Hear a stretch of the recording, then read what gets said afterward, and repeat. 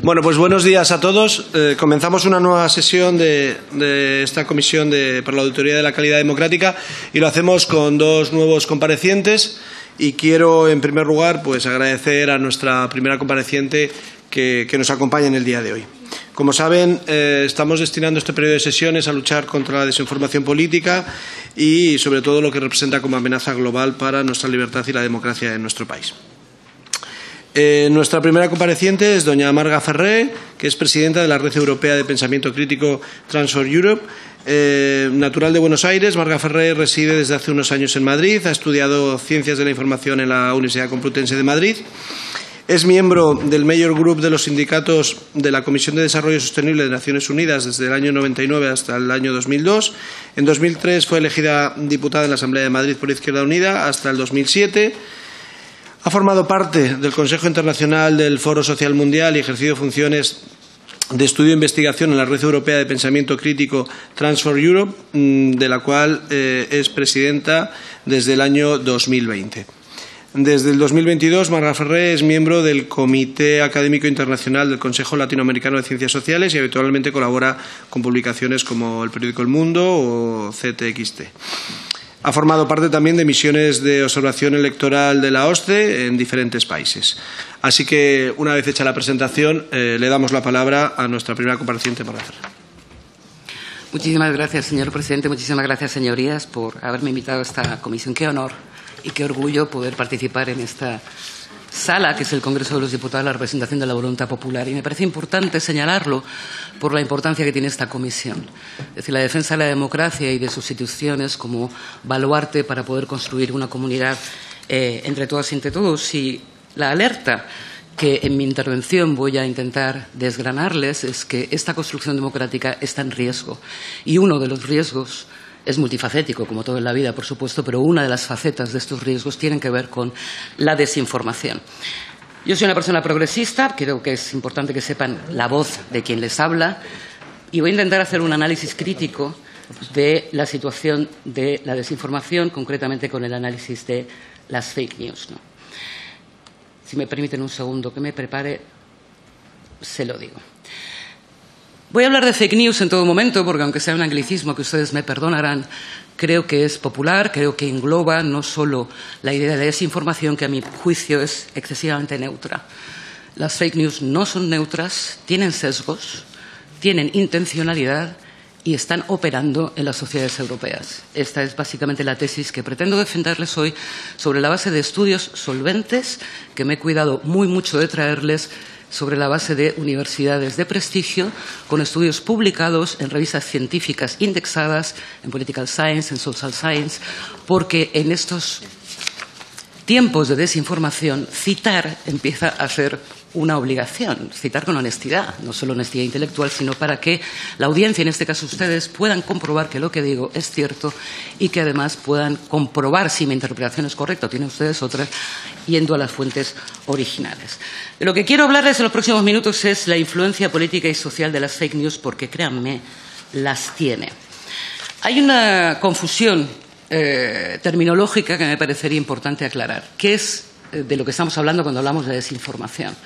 Entonces, a mí me parece una sugerencia importante es que nos ceñamos a la definición que el famoso informe que la Unión Europea, la Comisión Europea y el Consejo Europeo que han hecho sobre desinformación. Supongo que es un informe que ustedes conocen, si no, yo esta tarde les pasaré todos los estudios, todas las referencias en el idioma original y traducido para que lo vean. La Unión Europea advierte, y esto me parece importante, que la desinformación incluye todas las formas de información falsa, inexacta o engañosa, diseñada, y esto es importante, presentada y promocionada para causar intencionadamente, y esto es importante, un daño público o con fines de lucro. Añade más adelante que los tres criterios críticos para detectar esta desinformación son la voluntad de engaño, potencial de daño o intencionalidad de daño. Y me parece que son tres elementos centrales a la hora de definir lo que es una noticia falsa de lo que es un error informativo, ¿no? La intencionalidad de causar daño. De hecho, hay dos profesores, les cito el estudio, que lo que defienden es que es la difusión estratégica y deliberada de información falsa con una intencionalidad determinada. Esta intencionalidad determinada es la que les pretendo argumentar hoy, porque la tienen. La mirada que les propongo no es tanto la mirada de análisis quién promueve las fake news o las noticias intencionadas, sino quién se las cree. Es decir, ¿a qué público van destinadas? Porque no están destinadas a un público genérico. Están sesgadas. La mayoría de ustedes lo saben, desde el caso de Cambridge Analytica y el Brexit, cómo se sesga el público objetivo al que van dirigidas. Pero a partir del año pasado ya hay literatura científica suficiente como para poder demostrar lo siguiente. Yo les traigo aquí un estudio hecho por João Pedro Bautista y Anabela Grandin, que son dos profesores de universidades portuguesas, pero que ha sido publicado en Social Science, que a mí me parece fascinante. Se lo voy a pasar para que poder argumentar la tesis que le quiero defender hoy. ¿Quién se cree las noticias falsas? Identifican que hay asimetrías políticas en la creencia de las noticias falsas. Lo que hace este estudio no es un estudio propio, sino un estudio comparativo de ni más ni menos que 32 estudios diferentes. Solamente se los cito, se lo pasaré para que lo tengan ustedes. La mitad de ellos fundamentalmente en Estados Unidos, que es donde más se ha estudiado este caso, pero también en Europa. Analiza los casos de Portugal, de Dinamarca, de Hungría y de la República Checa, y en los que viene a concluir que hay un sesgo político en la creencia de las fake news. Lo que concluyen es que las audiencias con ideologías conservadoras o de derecha radical son más vulnerables a la creencia de las fake news. Voy a repetirlo.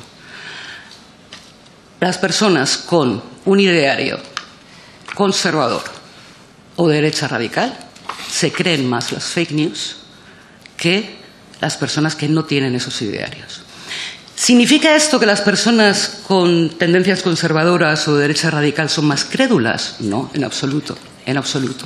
Y esto es lo relevante.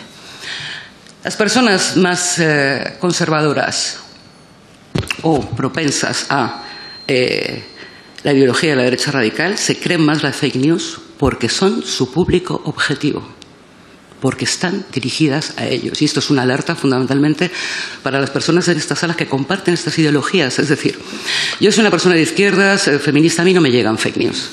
No me llegan. Le llegan porque están sesgadas al público objetivo en el que quieren influir. Es decir, son una amenaza fundamentalmente, insisto, para este tipo de audiencias. Y me parece importante detectarlo porque las políticas de desinformación, concluye este estudio, deberían centrarse también en alertar a estos sectores de la población, que son muy amplios, o sea, no son minoritarios en absoluto, porque están dirigidas a ellos. Es decir, las fake news tienen un sesgo político y veremos después los temas favoritos de las fake news que identifican estas fake news con una radicalización de determinada tendencia política.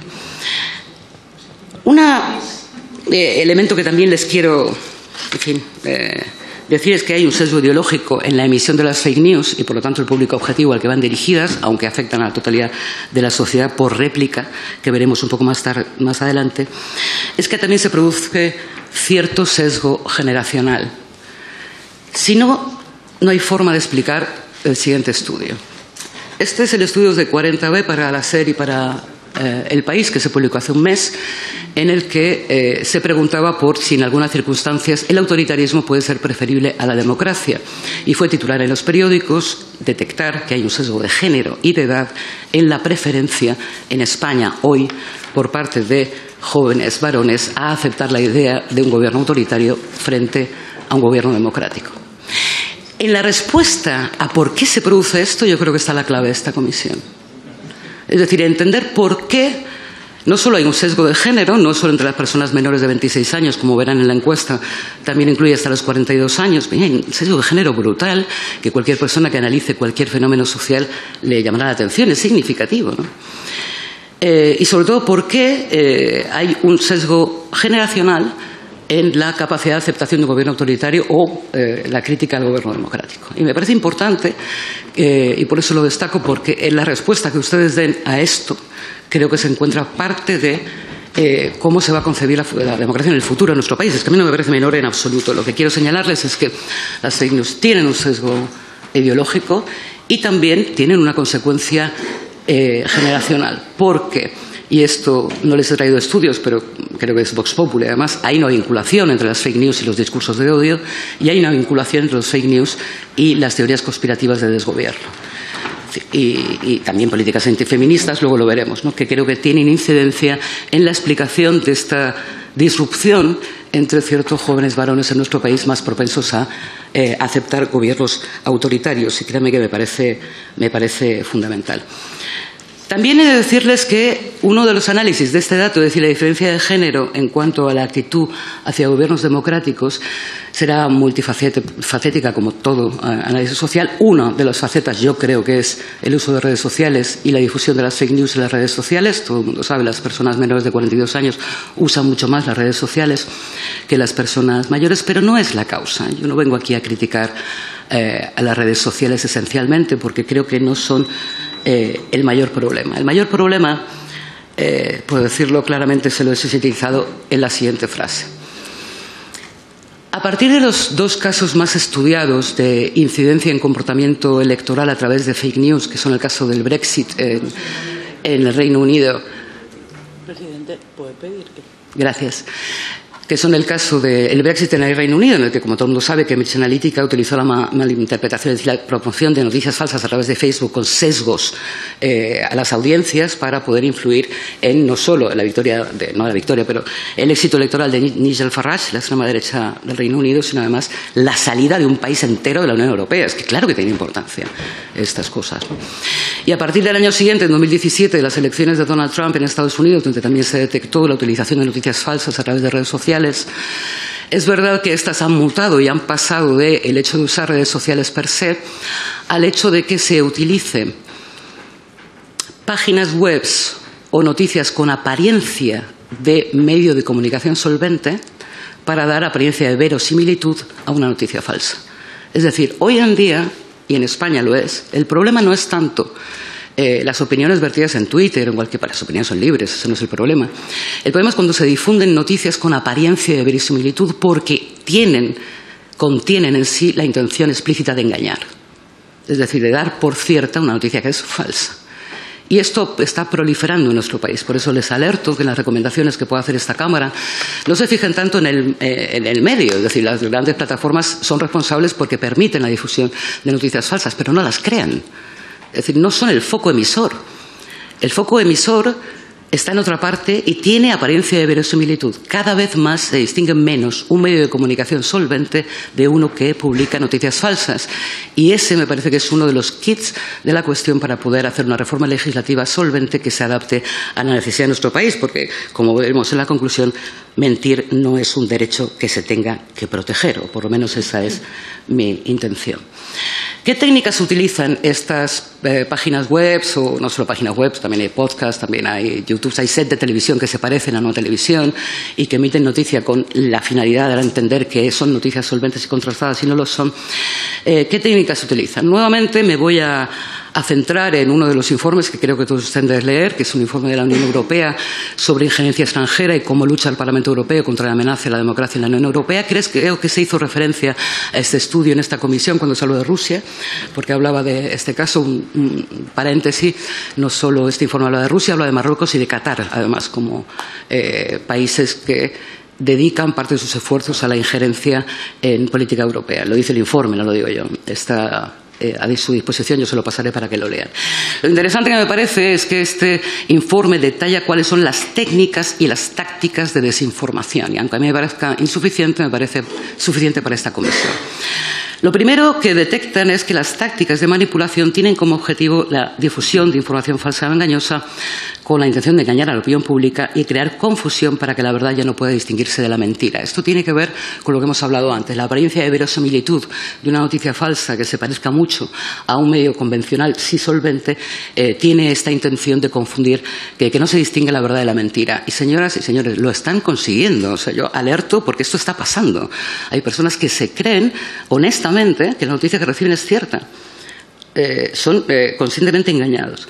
Lo segundo, y me parece que tiene esto en esta Cámara son ustedes muy conocedores, la polarización de las opiniones refuerza los puntos de vista más extremos en un debate existente con el fin de silenciar los puntos de vista más moderados y dificultar o imposibilitar el debate democrático. Este es uno de los elementos que más inciden dentro de la opinión pública y luego lo veremos más adelante en un caso español, porque tiene que ver con la idea de radicalizar las narrativas, como dice el tercer punto, para sembrar confusión, caos y obstaculizar el debate, es decir, distraer la atención y centrarla en los temas en los que ellos quieren que nos centremos. Y, señoras y señores, en parte lo están consiguiendo. ¿Qué temas? Se me olvidó decir antes, voy a decirles, yo estoy analizando exclusivamente las fake news que tienen un contenido o un sesgo más o menos político entendido de manera amplia. Hay otras fake news que se refieren a celebrities o celebridades o deportistas que no vienen al caso para esta comisión, pero que existen y son un problema. Es decir, las fake news existen por dos motivos. Uno, para no influencia política en la opinión pública, y el otro es para ganar dinero. Es decir, también hay muchos medios de comunicación que alertan de, yo que sé, un niño mordió un perro, ¿no?, para que la gente haga clic, el clickbait, y puedan ganar dinero con esa manera, ¿no? Es decir, igual que cualquier noticia sobre algún cantante famoso, Taylor Swift, por ejemplo, genera clics, con lo cual se genera cualquier noticia sobre esa persona genera clics. No son el objeto de análisis de esta comisión y de los estudios que les estoy presentando. Lo que sí le quiero presentar son los temas centrales en los que encontramos fake news en Europa occidental. Esto no es solamente en el caso español, porque otro de los elementos centrales, estamos ante un fenómeno global que repite miméticamente algunos de sus mensajes desde España a Myanmar, desde México hasta Ohio. Es decir, los temas contra la inmigración, contra el otro, la xenofobia, son globales. En Europa lo estamos viendo, es decir, los debates sobre la inmigración en Alemania se parecen muchísimo a cómo se intenta introducir los debates sobre inmigración en España. En algunos casos, insisto, son miméticos, es decir, se reproducen literalmente. No voy a entrar en por qué son miméticos, pero ustedes se lo pueden imaginar. En cualquier caso, la inmigración en los últimos años es uno de los temas centrales de las fake news, con una clara intencionalidad política. Por supuesto, el antifeminismo, es decir, pero esto es genérico desde su inicio, es decir, es un ataque a lo que ellos denominan la ideología de género o la ideología woke, en cualquiera de sus formas. Y ahí encontramos las más variadas conspiraciones. Uno de los elementos centrales de las fake news, porque ha tenido impacto sobre todo en las políticas de cambio climático, son el negacionismo científico. No se refiere solo a las noticias que niegan la existencia del cambio climático, sino a las de las vacunas. Todos nos acordaremos durante la pandemia que rechazaban las vacunas con las teorías conspiraciones de lo más variadas, ¿no? Lo que a ustedes más les puede interesar es que hay una miríada de fake news que hablan de un desgobierno o que identifican democracia con desgobierno y corrupción. Y esto no lo deben ustedes tomar a la ligera, porque en las últimas elecciones europeas ha habido un partido político, se acabó la fiesta, que desde el mismo nombre hace alusión a que la democracia es un desgobierno. Y la totalidad de su discurso se basaba precisamente en esto, basada en noticias falsas que pretenden argumentar que el gobierno democrático no es un gobierno democrático, es un gobierno corrupto y cleptómano. Es decir, la idea de que robaran, ¿no?, de crear una cárcel para meterlos a todos, ¿no? Opera en la realidad y opera de manera electoral, o sea, que se lo tomen en serio, ¿no? Y el último, y es muy amplio, el sector donde inciden las fake news es en la teoría de las conspiraciones. También le pido que se las tomen en serio, por muy disparatadas que les parezcan, porque a día de hoy hay primeros ministros y presidentes de gobiernos de la muy civilizada Europa que se las creen. Giorgia Meloni utilizó la teoría de la conspiración del gran reemplazo en su campaña electoral. Como saben, el gran reemplazo lo que viene a decir es que los inmigrantes van a ser tantos que van a reemplazar las razas autóctonas, ¿no? Hay un cierto concepto étnico y racista de lo que es ser europeo, ¿no?, frente a lo que están diciendo. Pero es que hay el gobierno finlandés ha tenido un ministro de Economía que ha dado pábulo a teorías conspirativas de lo más variadas, ha tenido que dimitir por creerlas, pero que las ha llegado a defender. Lo que quiero decir es que se las tomen ustedes en serio, por muy ridículas que le parezcan. Pues a mí me lo parecen, pero es que hay gente que se las cree. Es decir, con lo cual, tómenla. O sea, uno de los problemas con las fake news es desecharlas por parecerlas absurdas. No lo hagan. No lo hagan porque operan sobre la realidad y porque operan, aunque la gente no se las crea literalmente, influye en las tendencias que la gente pueda tener. Es decir, a veces las fake news ayudan a esto, a crear una falsa realidad social. Como todas las personas de esta sala que hayan estudiado sociología científica saben que la creación de una falsa realidad social es cuando una población tiene la sensación de que un problema, un hecho, una situación es más grande de lo que es. Y de hecho se percibe en España, no lo he traído aquí porque ustedes lo conocen, en el CIS, famoso CIS, en el que ponía que para los españoles la inmigración es el mayor problema, por primera vez en la historia, ¿no?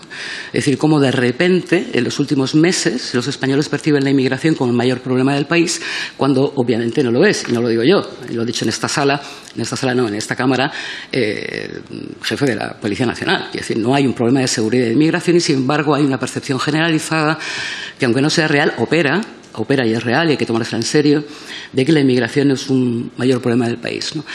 La falsa realidad social se detecta porque en el mismo estudio que dice, los entrevistados dicen que uno de los mayores problemas del país es la inmigración, cuando le preguntan a esas mismas personas cuáles son los problemas mayores de su vida personal, la inmigración no aparece. Y no es un caso individual, es mayoritario, con lo cual es un caso concreto de falsa realidad social intencionadamente creada. Es decir, y en esto no estoy hablando de fake news, sino que las fake news lo que hacen es generar un ámbito de discusión en el que, desgraciadamente, también caen los medios generalistas y la clase política. Es decir, creer que uno de los problemas que más se alerta dentro de redes sociales o medios de comunicación son interpretados políticamente también en la cámara de eco, que esta genera como uno de los mayores problemas del país. El hecho de que no lo sean no significa que no haya que tomárselo muy en serio, porque si la gente lo percibe como tal, hay que atajar claramente el problema, ¿no? En los temas de falsa realidad social, y ya voy medio terminando, lo que sí quisiera... sí, lo voy a hacer. Es alertarles a la posibilidad de que ustedes mismos caigan en una cámara de eco, ¿no? Es decir, lo que quiero decirles aquí es que habrán estudiado las cámaras de eco, saben lo que son, ¿no? El uso de las redes sociales lo que hace es que tú sigas a personas que tienen tus mismos intereses y valores y los algoritmos lo reproducen, con lo cual cada vez que entras en una red social se ven tus posiciones políticas reafirmadas constantemente, ¿no? Y eso la cámara de eco hace que creas que hay más gente que piensa como tú. Esto no es exacto, porque también la literatura científica lo que viene a decir es que la gente no es tan tonta, que la gente tiene una dieta mediática más variada, es decir, que a pesar de que esté en una red social, suele tener una rutina mediática, ¿no? Lee titulares de varios periódicos, habla con la gente, escucha la radio, escucha un podcast, sale a la calle, que decir, es más variado. La cámara de eco no es tan se creía antes que era más determinante, yo creo que no lo es, ¿no? Opera, pero no tan determinadamente. Ahora sí opera, y es una alerta que les detecto en un caso, ¿no? Es decir, Twitter no es ni de lejos la red social más usada en España, pero es la red social más usada por los periodistas y por los políticos.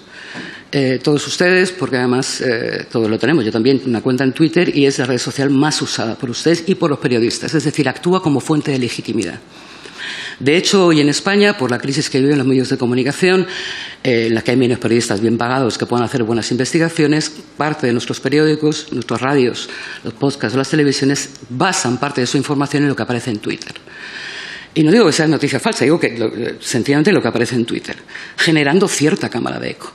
Es decir, que lo que aparezca en Twitter como prioritario, ustedes pueden tener la tendencia a pensar que es mayor de lo que realmente está operando en la sociedad, porque además se replica en medios generalistas como si fuera un problema real del país, cuando igual está operando como un altavoz que distorsiona la realidad, es decir, pueden crear una falsa realidad social. Todo esto para decirles que sería bueno que salgan un poquito de Twitter, que se vayan a otras redes sociales, que tengan una dieta mediática variada, que vayan a la calle, que salgan del palacio y que escuchen a la gente.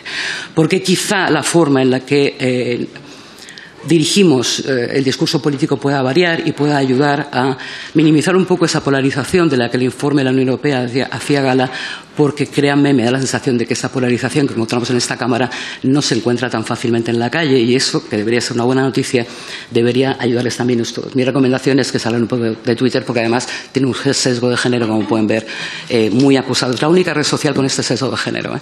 En otras redes sociales es más o menos lo mismo, más mujeres la usan, ¿no?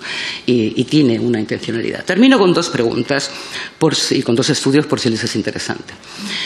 ¿Influyen las fake news en el voto? Sí, influyen. Influyen. Y esto debería a ustedes hacerles preocupar. El caso que les traigo a continuación se refiere a un estudio elaborado en Alemania en las elecciones de 2017, cuyos autores han replicado básicamente las últimas elecciones en Alemania del Este, en los estados de Turingia, Sajonia y Brandenburgo, creo que fueron las elecciones, ¿no? En donde los temas de migración y las fake news relacionadas con la inmigración han tenido un papel relevante en el comportamiento electoral. Lo que dice este estudio, estamos hablando de Alemania 2017, es que demuestra que las noticias falsas difundidas intencionadamente en Internet sí desempeñaron un papel en disminuir la confianza, se refiere a las instituciones y a la democracia en general, y alzar la voz en las elecciones alemanas. No afectó a la abstención, es decir, las fake news no promueven la abstención, promueven la participación activa en política, solo que con determinada tendencia política. Esto me parece relevante. No se mitiga la abstención. Probablemente debido a sus narrativas incendiarias contra la inmigración. Créanme que son incendiarias, ¿no? Debido a su política disruptiva y de derechas, estas noticias aparentemente alejaron a los votantes del principal partido gobernante, es decir, los democristianos, y en particular los llevó a votar por Alternativa por Alemania, ¿no? Es decir, lo que concluye el estudio es que las creencias desinformativas, es decir, las personas que creyeron en estas fake news, aparentemente son una de las razones del éxito electoral de los populistas de derechas en las elecciones parlamentarias de 2017. Paradójicamente, y esto es lo que me parece más interesante, señores del Partido Socialista, es que lo que dice este estudio, la desinformación, no fomentó una decisión contra el otro partido gobernante, la socialdemocracia alemana. Es decir, los socialdemócratas, en todo caso, más bien se beneficiaron de la desinformación por el miedo generado a que la extrema derecha gobierne. Es decir, me parece paradójico e interesante que lo estudiemos, es decir, cómo la incidencia de estas fake news, a pesar de tener una intencionalidad política, pueden generar beneficios y detracciones en otros sectores sociales, ¿no? Es decir, que en el caso de Alemania, ahora voy a poner solamente un paréntesis para que vean que no solamente hablo de la tendencia política de derecha radical que tiene las fake news, sino también influyen en partidos socialdemócratas y en partidos de izquierdas. En el caso alemán, la izquierda alemana se escindió en dos partidos, se creó un partido nuevo, la Alianza Sarah-Wagenknecht, por el tema de la inmigración, es decir, creyendo que teniendo una posición más dura con la inmigración en Alemania, le restaría votos a Alternativa por Alemania. Es algo que no ha ocurrido, es decir, la Alianza Sarah-Wagenknecht ha tenido un buen resultado electoral, en torno al 13% de los votos, pero con votos de la antigua izquierda, socialdemócratas, liberales, y solo el 6% del traspase de votos a la Alianza Sarah-Wagenknecht vino de Alternativa por Alemania. Es decir, no hay un trasvase de voto entre la derecha radical y la izquierda en ningún caso, y sin embargo ha afectado a la posición política de un partido de izquierdas. No es el único caso, hay más casos, es decir, no solo influye a la derecha, es decir, influye también a la izquierda la difusión de este tipo de noticias y la intencionalidad política que tiene detrás, ¿no?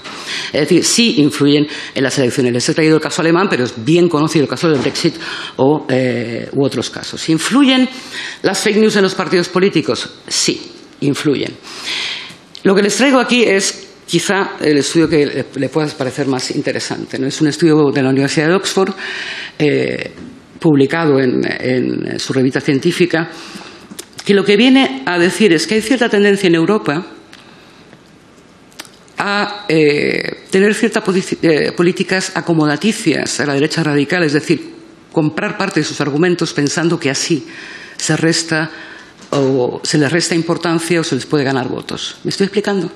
Es decir, se compran políticas más radicales, sobre todo con temas de inmigración, o menos políticas feministas, pensando que al hacer eso se disminuye la influencia política o el voto a los partidos de extrema derecha y se puede tener un beneficio electoral. Lo que el informe llama políticas acomodaticias, ¿no? Lo que el informe viene a detectar es que esto no solo no es verdad, sino que además el hecho de incorporar al ideario político conservador o socialdemócrata tendencias de la derecha radical lo que hace es reforzarlas. Lo que hace es reforzarlas. Electoralmente, ¿eh?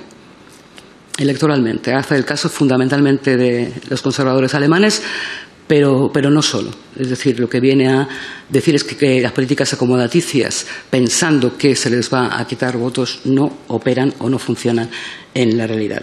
Termino con una conclusión, resumiendo un poco lo que le quería decir esta mañana, y es que no entendamos la desinformación como algo neutro, tiene un sesgo político, tiene una intencionalidad política, no son solo las redes sociales, no es que las quieras culpar, yo creo que realmente las grandes plataformas tienen la responsabilidad de que en sus contenidos no se difundan mentiras, pero no son la fuente. Es que, déjame que les insista, es que en España están surgiendo medios de comunicación con apariencia de verisimilitud que son los que están difundiendo ese tipo de noticias para las audiencias españolas. Sí influyen en la generación de falsas realidades sociales, no de manera generalizada, pero sí puntualmente pueden hacerlo. Influyen en las elecciones, no de manera generalizada, pero sí en determinados sectores, y favorecen los discursos de extrema derecha porque tienen una relación con los discursos de odio. Mirad, esta relación entre fake news y discurso de odio está amplísimamente estudiada. Es decir, de hecho, la gente los confunde. Cuando hablas de fake news, inmediatamente lo relacionan con discurso de odio y tienen razón. porque fundamentalmente las noticias falsas se difunden contra los migrantes, con las políticas feministas, contra el desgobierno, favoreciendo teorías conspirativas, como les decía antes, y en contra de la democracia. Estas son mis conclusiones por si les son absolutamente útiles. Yo creo, y con esto quiero terminar la primera parte de mi intervención, que independientemente de la ideología que alguien tenga, mentir no puede ser un derecho a proteger. No puede ser un derecho a proteger. Y la libertad de expresión no puede ser la excusa tras la que cobardes se esconden para difundir mentiras. Mentir es de cobardes. Y defender las mentiras no es la tarea de una Cámara Legislativa. Muchas gracias. Muchas gracias, señora Ferrer. Abrimos un turno de intervención por los grupos políticos de menor a mayor, como hacemos habitualmente. Y empezamos por el Grupo Sumar. Tiene la palabra el señor Sierra Caballero. Gracias, presidente. Agradecer la comparecencia y sobre todo, el exponer con claridad, con datos. Como bien ha señalado, esta Cámara y esta comisión para deliberar y llegar a conclusiones que sean relevantes y de algún modo abordar un problema para la democracia en España, en el seno de la Unión Europea, y hacerlo citando, que no suele ser la costumbre últimamente, no solo en esta Cámara, sino también incluso en otros foros, incluso de carácter académico, sea de la Universidad de Oxford, de la Beira Interior o documentos de la propia Unión Europea, se agradece. Se agradece el esfuerzo de claridad, de sistematización y de aclaración de elementos que están testados ya por la ciencia. Es decir, el efecto burbuja, la cámara de eco, el autismo, por ejemplo, el discurso periodístico y el discurso político que se realimentan en torno a los discursos del odio, de la corrupción o cualquier otro, están ya documentados y testados empíricamente y, por tanto, lo que tendríamos que discutir, y en ese sentido voy a formular mis preguntas, 3 cuestiones, es qué medidas podemos adoptar, porque, en efecto, estas cuestiones que ha explicitado en su exposición están más que documentadas. Por ejemplo, el sesgo político, no solo en el sentido de la desinformación y de los públicos, sino también del reforzamiento de las plataformas de ciertos actores dentro, por ejemplo, de Twitter. Está más que testado y documentado empíricamente. Pero nos planteamos 3 cuestiones que son difíciles de acometer y que estamos deliberando en esta comisión. Una de ellas tiene que ver con una paradoja, ¿no?, que es la de la mercantilización. Recientemente, hace una semana, teníamos un encuentro con los editores de la prensa en el Ateneo de Madrid y, claro, esa correlación entre lucro o mercantilización extrema de los medios, no voy a entrar en calificativos si son pseudomedios, medios, pero esa tendencia ha reforzado la desinformación, porque efectivamente se monetiza, tiene un rédito. Entonces la cuestión es cómo podemos abordar que esa mercantilización no interfiera en una comunicación y en la esfera pública, dando el resultado que da, porque efectivamente la monetización se traduce en discurso del odio y se traducen en ciertas lógicas que van o amenazan a la democracia y que en la que, por tanto, ya la calidad del producto informativo, la diferencia entre información, opinión o entre información y desinformación se ha borrado como práctica habitual. Entonces, ¿qué medidas podríamos adoptar? Porque efectivamente ese es un problema que habitualmente no se aborda dentro de la profesión periodística de manera autocrítica, porque es un problema que es originario o causa de la desinformación. La segunda, me consta, y por eso estábamos interesados en su comparecencia desde el Grupo Plurinacional de Sumar, que en Transfor hicieron un estudio sobre desinformación y sobre las medidas que puede adoptarse de defensa de la opinión pública, sea la europea o la española en este caso, en términos de dieta digital o en términos de mecanismos, medidas o formas de protección de la ciudadanía. No sé si nos podría ampliar, porque este elemento creo que es interesante en el estudio que realizaron en Transfor Europa y que creo que también es uno de los acentos, una de las conclusiones que debatíamos en esta comisión y también en este encuentro del Ateneo, es que sin duda la educomunicación, y ha habido ya varios comparecientes que han insistido en la formación, alfabetización, capacitación de los más jóvenes, pero también de los más adultos, es un reto necesario y habrá que tomar medidas. Y la tercera, que a mí particularmente me preocupa, acabo de tener una reunión de una subcomisión de ciberseguridad y algunos representantes o portavoces insistían en que se invitara a Google. Bueno, pues Google, que patrocinaba este encuentro en el Ateneo, las grandes plataformas son una fuente también. No solo los actores políticos y sociales son fuentes, también las grandes plataformas son fuentes y tienen una responsabilidad que se ha pedido de la Unión Europea en la moderación de contenidos. Es decir, Los medios o las plataformas son los gatekeepers, los guardabarreras, los filtros que debían tener unas medidas. Y si no las adoptan, desde luego el legislativo, la Cámara, el Congreso de Diputados, debe regular. Yo pongo en particular un tema que sí llama la atención y que en su exposición ha insistido, que es el tema del proceso electoral. Tenemos una regulación en la que hay jornada de reflexión, en la que no se emiten spots, en la que los medios cumplen esa jornada de reflexión, pero claro, las redes siguen operando y nuestra regulación es muy obsoleta en periodo electoral y tiene impacto en el voto. No se publican tampoco sondeos. Últimamente los sondeos son con bastante frecuencia y otro problema de cómo se produce, esto está muy estudiado y documentado en la sociología, cómo se genera el efecto de intención de voto a través de los sondeos de opinión. Bueno, creo que ahí, no sé si de la Unión Europea o de los documentos que nos ha expuesto hay algunos datos sobre cómo regular en procesos electorales que esas plataformas pues tengan, evidentemente, de algún modo, unas normas que cumplir más allá de las que actualmente tenemos y que tendremos que pensar en el Congreso de Diputados. Reiterar el agradecimiento en nombre del Grupo Plurinacional de Sumar por la claridad, por la pedagogía y por dar herramientas que, en mi caso y el de nuestro grupo parlamentario, sí voy a pedir que pueda compartir.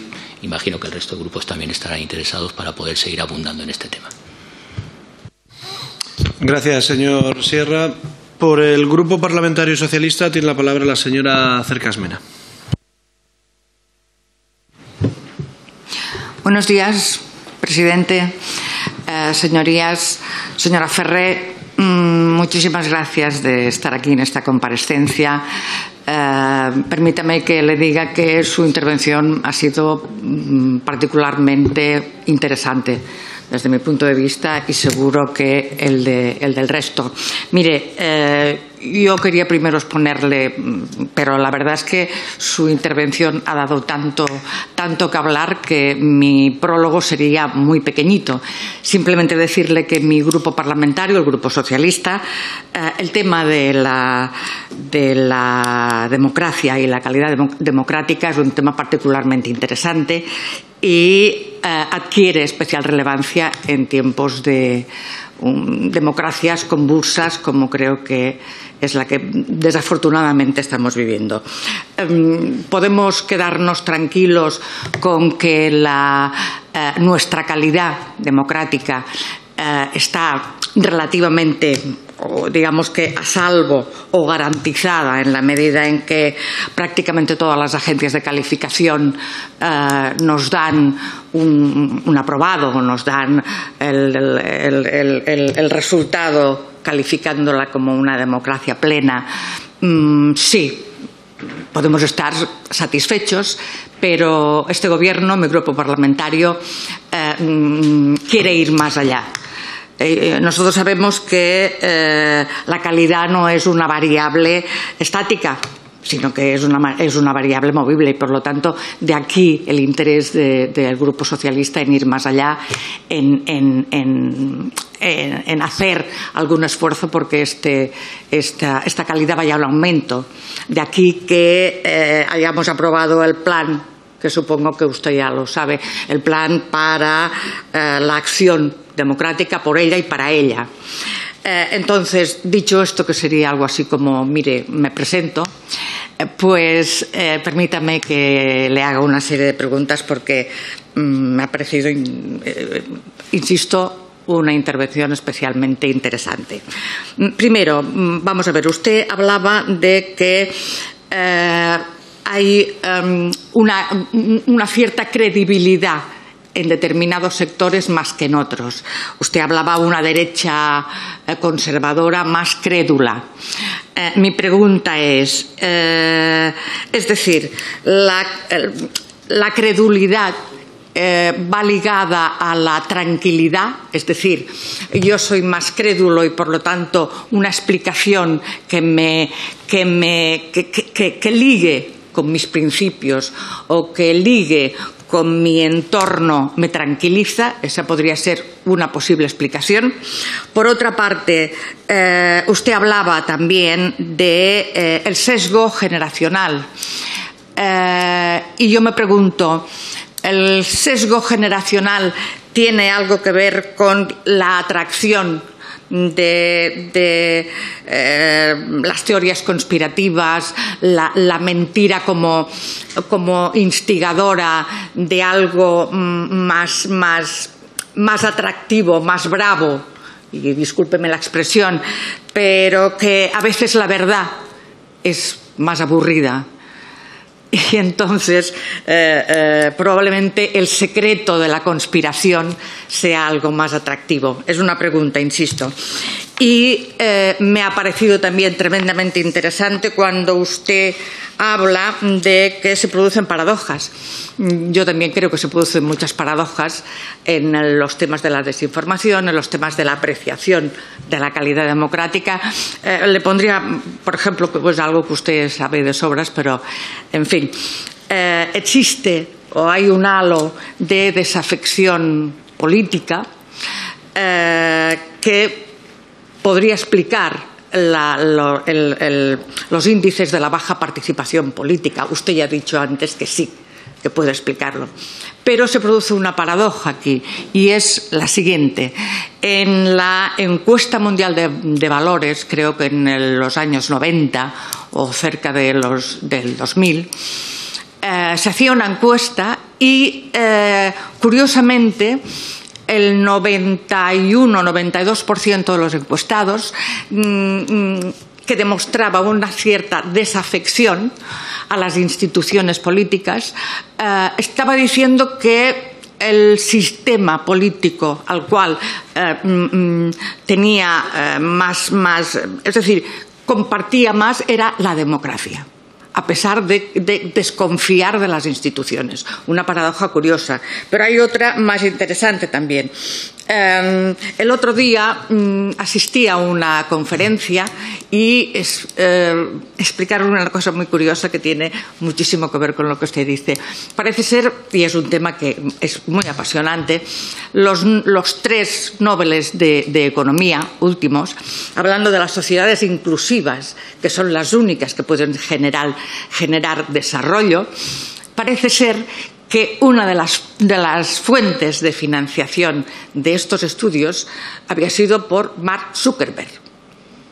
Curioso, ¿verdad? Y no deja de ser otra paradoja. Seguro que usted tiene muchísimas más.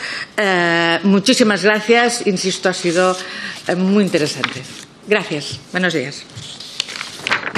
Gracias, señora Cercas. Y por último, por el Grupo Parlamentario Popular, tiene la palabra la señora Nacarino Bravo. Gracias, presidente. Gracias también a la compareciente. Bueno, no es mi intención hacer un repaso de todos los estudios que se han hecho, y ya va, creo que camino de un siglo, sobre los efectos de los medios en los ciudadanos, en los oyentes. Son muchos, ¿no? Se empezó con aquello de la aguja hipodérmica, ¿no? El efecto poderoso que tenían sobre nosotros los medios, que actuaba como una aguja capaz de inocularte un mensaje al que tú no podías resistirte. Todas esas teorías han ido avanzando, sofisticándose a lo largo de las décadas. Las últimas teorías dicen que los medios tienen un efecto poderoso sobre nosotros, pero bajo circunstancias limitadas. Es decir, que no es que te puedan inocular cualquier mensaje, no es que cualquier persona pueda creer cualquier mensaje, pero sí tienen el efecto de reforzar los sesgos y las posiciones previas que ya tenemos. Y a eso todos estamos expuestos. A mí me preocupa de la exposición que ha hecho la ponente, esa conclusión a la que llega de que hay un sesgo tanto en el emisor como en el receptor de las noticias falsas. Son los medios de derechas o los políticos de derechas o los portavoces de derechas quienes en mayor medida emiten fake news, y son también en mayor medida las personas de derecha conservadora o radical quienes en mayor medida creen en esos mensajes. Toda esa argumentación ordenada de esa manera está conduciendo a unas conclusiones. Las conclusiones son: la derecha miente más, o la derecha miente y la izquierda no miente. La izquierda no cree en fake news. Ha llegado a decir la ponente: yo, que soy de izquierdas y feminista, no recibo fake news. es muy extraño que no reciba fake news, porque a lo mejor, quiero decir, cuando todo el mundo recibe fake news, a lo mejor es que estás recibiendo fake news y no eres consciente de que estás recibiendo fake news. Lo que quiero decir es que cuando llegamos a conclusiones tan absolutamente dicotómicas,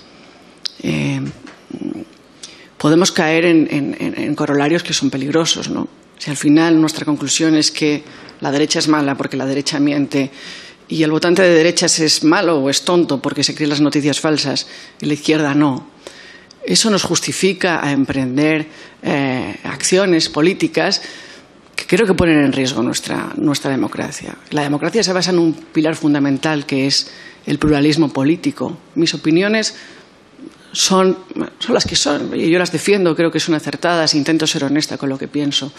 Pero no pienso necesariamente que el que piensa distinto es deshonesto o está movido por un fin oscuro o malévolo.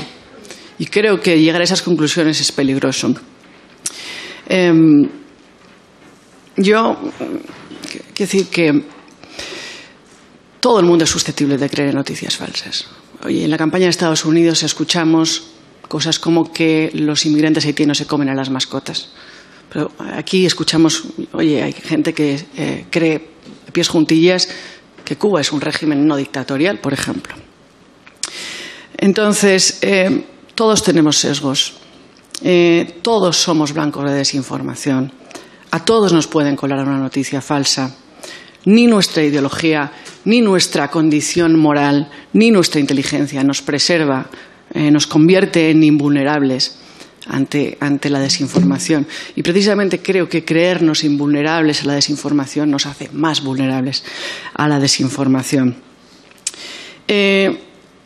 Yo quería preguntarle, para terminar, si cree, al menos es lo que me ha parecido deducir de su intervención, entonces se lo pregunto más directamente, si cree que la izquierda miente menos y si cree que la derecha es más crédula ante la mentira.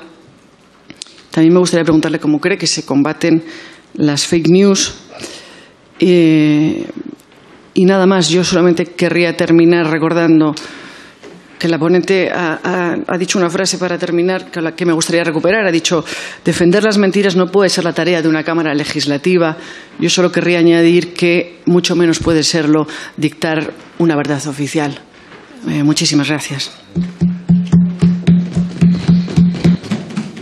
Gracias, señora Nacarino. Pues ahora ya, una vez oídos todos los grupos, le damos la palabra a nuestra ponente, a la señora Ferrer, para que pueda contestarles. Muy bien, muchísimas gracias. Qué interesante escucharles. Aprendo y efectivamente visiones diferentes hacen que me voy a cuestionar alguna de las cosas para poder expresarlas mejor, ¿no? En cualquier caso, ¿no? Señor Sierra, las medidas contra la desinformación, yo no soy abogada, ¿no? Entonces no me centro tanto en esto, pero sí lo que hemos visto es, si puede usted servir, hay literatura científica que dice que, por ejemplo, las fake news centradas en negacionismo científico son mucho más fáciles de combatir que las fake news sesgadas por un sesgo político. Es decir, todas las teorías contra las vacunas o que vienen los alienígenas o que la Tierra es plana, con una campaña de información científica y veraz se pueden combatir y relativamente fácilmente. O sea, me parece que la defensa de la ciencia frente a, insisto, las fake news de negacionismo científico. Es decir, por mucho que haya habido una miríada de fake news contra el hecho de que el cambio climático existe y es antropocéntrico, la población no se la ha creído. Quiero decir, o sea, hay una realidad científica que lo combate. Ahora, todas aquellas que tienen que ver, y ahora voy a pasar a intentar ayudar la conversación con la diputada del Partido Socialista, todas aquellas que tienen que ver con las creencias previas de las personas que las reciben son más difíciles de combatir. Estamos hablando de estereotipos, de tendencias racistas, de tendencias conspiranoicas, es decir, que también ocurren, y no necesariamente por el nivel educativo, que esa es otra de las grandes variables a entender, son más difíciles de eliminar. Es decir, por mucho que se haga una campaña, siempre ayudará, pero hay personas que se van a ratificar en su creencia, porque, insisto, la cámara de eco, como tú decías, se basa en lo que la psicología social denomina el razonamiento motivado. Es decir, todo ser humano cree que tiene la razón, lógicamente, si no, no. Y honestamente, además, o sea, no hay una mala intención, es lo que quiero decir. Usted creerá firmemente lo que quiere creer y yo creo firmemente, creo que tengo razón. Entonces, todas aquellas inputs que tú recibes que reafirman ese hecho son muchísimo mejor bienvenidos para cualquier ser humano que alguien que los contraponga. Es decir, ¿no? Para eso hace falta entender que la crítica es necesaria y no es tan fácil de hacer. Es decir, lo que... a ver, ¿cómo decirlo? Hay una... a ver, no es que sea credulidad, es decir, es que refuerzan las ideas previas ya existentes y además sirven de altavoz. Es decir, las reproducen y las magnifican, ¿no? Eso es lo que se produce prácticamente en cada hecho social cuando hay un cambio, que es el que estamos viendo prácticamente de 2016 hasta ahora, que se corresponde con una tendencia más conservadora en las sociedades europeas, ¿no? Que la década anterior, es decir, ¿no? Es decir, y tiene que ver con esto. En cuanto al sesgo generacional que hemos detectado aquí, ¿no? El famoso estudio que hemos planteado, en el que se veía que había una diferencia de género entre hombres y mujeres jóvenes o menores de 35 años, más o menos calculo yo, en torno a la confianza en la democracia. Yo tengo la sensación que tiene más que ver con la identificación con un nacionalismo radical y con políticas antifeministas, pero nos falta literatura científica para aseverar con seguridad lo que estoy diciendo. Hay cierta literatura que puede decir que las políticas antifeministas o la de varones jóvenes les hacen radicalizar sus posturas, pero no hay una literatura que todavía lo pueda ratificar. La verdad es más aburrida, la verdad es infinitamente más aburrida que un buen chisme. Eso lo sabe todo el mundo y más este país. O sea, es decir, la velocidad, y eso ustedes lo saben, con la que se reproducen las noticias falsas en las redes sociales es 7 veces mayor que en una noticia veraz. Y este es uno de los motivos reales del problema de las grandes plataformas, que decía el señor Sierra. Ellos ganan dinero con las fake news, porque las personas clican más. Y están más tiempo, además, en la noticia que en una noticia real. Y ese es uno de los grandes problemas de la legislación que tenemos que tener. Miren, en cuanto a las recomendaciones legislativas, yo, en serio, más que inventar la rueda, seguiría para empezar y profundizaría de manera valiente las recomendaciones de la Unión Europea. O sea, el tema de las plataformas tiene que ver con la regulación de contenidos. De la misma manera que en ninguna plataforma se puede exponer un vídeo pornográfico, muchísimo menos pedófilo, o de un crimen, o incluso de la menstruación de las mujeres, que en Facebook están filtradas. No se puede exhibir un pecho femenino ni una mancha de menstruación. Se puede perfectamente, y con la misma tecnología, impedir que se produzcan noticias escandalosamente falsas. Estoy hablando de viene una alienígena y es, yo qué sé, y es musulmán, es que no lo sé, es que dicen cada cosa. Se puede hacer y hay un rechazo a que eso se haga, ¿no? De la misma manera, las plataformas no colaboran con comisiones como esta y eso es un problema. Lo hemos visto en el caso de Brasil y de Twitter, en el que un fiscal supremo tuvo que cancelar la totalidad de Twitter en un país para que les hagan caso. Es decir, estamos hablando de las empresas más grandes del mundo, estamos hablando de las empresas más grandes de la historia de la humanidad. Es decir, nunca ha habido empresas privadas tan grandes, tienen muchísimo poder, pero yo creo que nunca un poder privado podrá vencer, insisto yo, la capacidad regulatoria que pueda tener la Unión Europea. Creo que hay que profundizar en lo que dice. La Unión Europea también recomienda un código de prácticas, también dice que es insuficiente si no va acompañado de sanciones, es decir, o la creación de nuevas instituciones que puedan velar por la calidad de las informaciones. No la calidad, perdón, porque una información si es de mala calidad no es el problema, ni la ideología de la información. El problema es si es falsa. El problema es si es falsa. El problema es la mentira, no la ideología.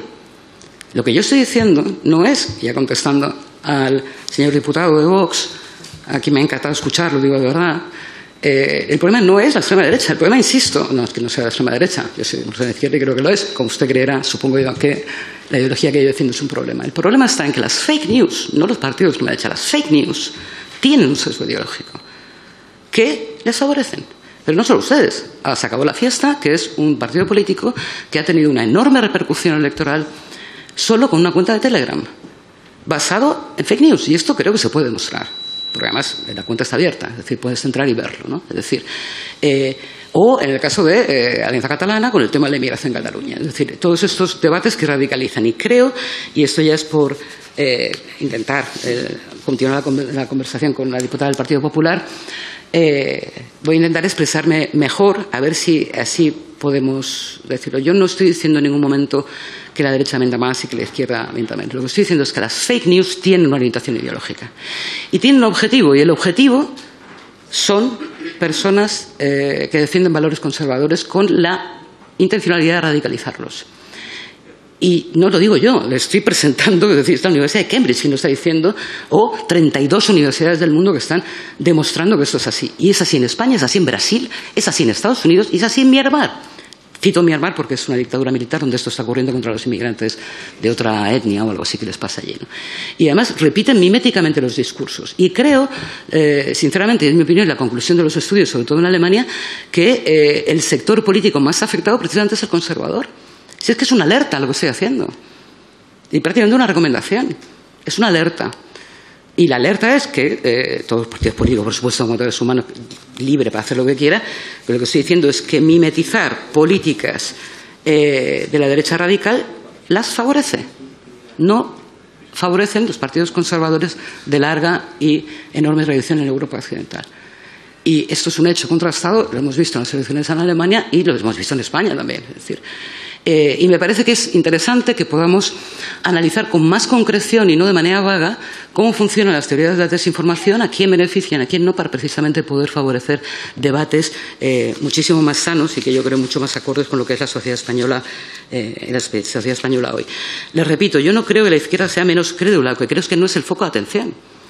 O sea, si hubiera más fake news destinadas serían igual de crédulos, absolutamente. Lo que estoy diciendo es que es el público objetivo al que van destinadas y por eso se producen estos estudios que, insisto, son 32 de 10 países distintos que concluyen lo mismo. Yo le pido que lo mire con atención, por lo menos que lo mire con atención, porque no es mi opinión, insisto, está contrastada por diversas universidades. Yo solamente quiero terminar con una recomendación que aquí se ha hecho y que además ha hecho el diputado de Vox y que yo comparto.